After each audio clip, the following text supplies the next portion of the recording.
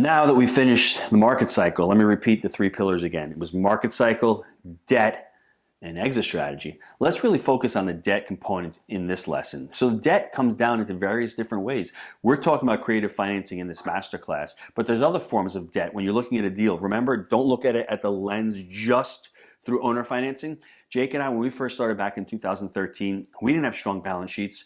We, unlike Bill, had to go into banks. Like I said, Bill didn't go into a bank for his first 400 units. Jake and I utilized community banks. So what I would tell everyone watching this, really start creating relationships with community banks. And also, see if the community bank is willing to do owner financing. On our first deal, we got very fortunate for two reasons. The first reason was that the broker had a ton of experience. He understood seller financing. So he sold us on it, and then he sold the seller on it. And more importantly, that bank that had the mortgage on that deal that we bought, the very first deal, they liked the seller financing component of it. They knew that the property was working properly. They knew that it was making money. They said, you know what? Not much risk. We'll take a little bit of a portion of that down payment as a seller finance note. So start making relationships with community banks when you first start out. Community banks usually like to do smaller loans. You know, when you get into the agency, Fannie and Freddie, those loans are $1 million plus. Very hard to do creative finance deals with those. I mean, owner financing, I've never heard of one. I don't know if you can do it. Don't think you can. Let's focus on the community bank aspect of it. And also, you're gonna be focusing on sellers that have a ton of equity in these properties. But as far as the debt component, when you're looking at debt, right now, we're in a low interest rate environment. What we want to really do the next 5, 6, 7, 10 years is lock in that long-term fixed rate financing. That's what we're looking to do right now in this part of the cycle, right? When you're in the lower part of the market cycle, you're looking at it in the recession, you want shorter term debt because like Bill said, we're going to talk about the exit strategy. You may want to refi and roll those deals. And if you have long-term fixed rate financing, guess what? You can't get out of it. So for me, that was one of the biggest mistakes that I did when I bought that deal. Like I said, I wish I'd met Bill years and years ago. I made mistakes on all three pillars. The debt component that I had was terrible. First of all, the interest rate was really terrible, but the terms weren't good and it wasn't the right debt on the property. I paid for it. I actually had to borrow from my home equity line of credit to do some CapEx repairs. It was just a complete nightmare. So when you start out, start focusing on community banks and building relationships with community banks. Absolutely. And to add to some of that, so debt, it's really difficult to discuss debt as a pillar without really almost sort of discussing exit as also part of that pillar. They go hand in hand. We're going to discuss exits separately, but the point of paying attention to the debt and getting the right debt. See, I think the mistake a lot of people make is that when you start thinking about debt, you think terms. Yes. You think interest rate, you think how much money am I going to have to put down, you know, this kind of stuff. Those are fine concepts, but really you've got to start paying attention to your exit strategy. Yes. And you've got to pay attention to when is this exit strategy going to come due. Well, that goes back to market cycle. So we're going to have to start kind of bringing some pieces together. So let's talk about that market cycle up and down. What you don't want to do is to get into a loan that might have you exit in an off cycle. That's one problem. Let me give you an example. So back when I was first buying real estate, I was doing 3-year mortgages, and that was fine.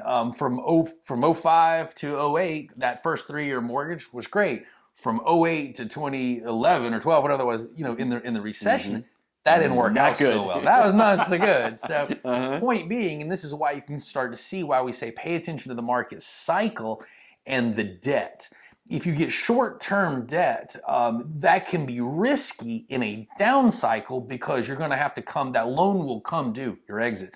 That loan will come due in that down cycle, and that's where your appraisals might come bad.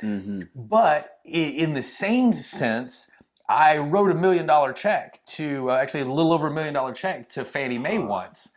Still made a really good return on that property. But that was $1 million that I just gave away. How much? $1 million. Yeah, right. Exactly. So what happened in that scenario? We spent $1 million making money. Go figure. Defeasance, or what we call prepayment. And this is one of the big aspects you have to understand about debt. When you're talking about agency debt, which is what we call Fannie or Freddie, government-sponsored enterprises, when you get agency debt, it comes with a big prepayment penalty. Meaning if you say, well, I want to go get a 10-year mortgage because that has the lowest interest rate and the best terms. Great idea.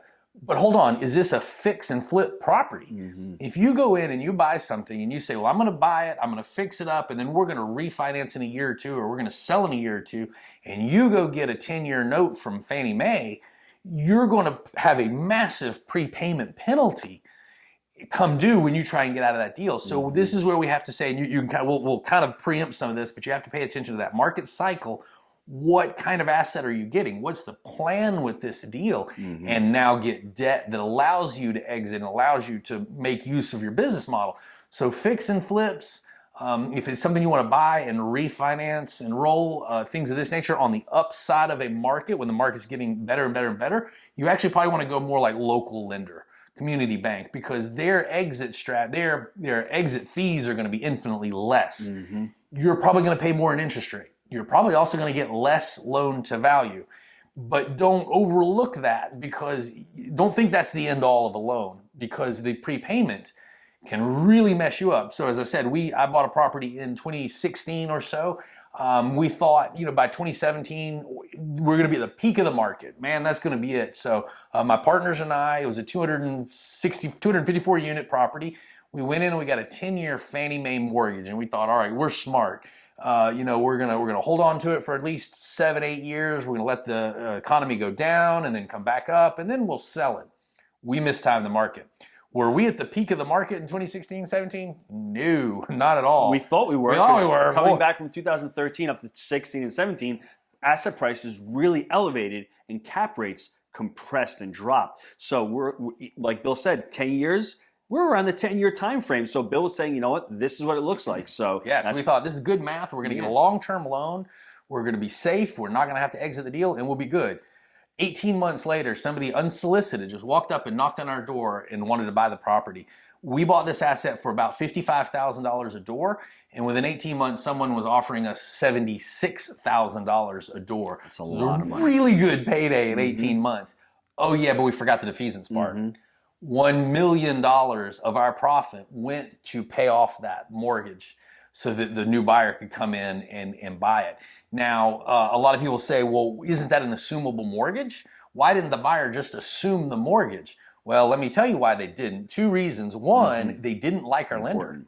They didn't like the lender. I never thought of that. Sometimes people don't want to assume a loan if it was originated through a lender they don't want to deal with them. This particular buyer had a bad experience with our lender and just didn't want to work with that lender anymore. So they didn't want to assume the debt for that reason.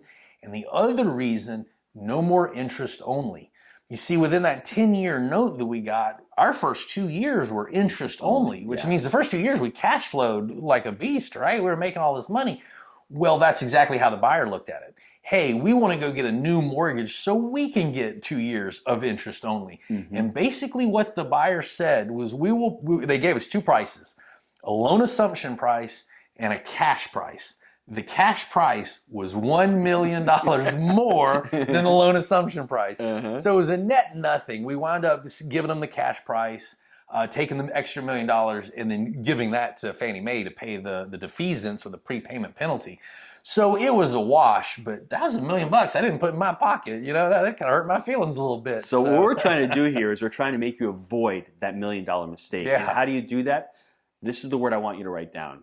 Flexibility. Having flexibility. If Bill had done a step down prepayment, let's say, that's one thing. You have to notice it, but step down prepayment, your interest rate is going to be a little bit more. You may have to pay a little bit more for the debt payments, but is it worth it? If you're unsure of your exit strategy, we're going to touch on exit strategy next, you want that flexibility. As entrepreneurs, we want flexibility, right? We're trying to time the market and trying to look forward. We don't know where you really are in the market cycle. So if you're unsure of it, Jake and I, when we first started, we were buy and hold this forever.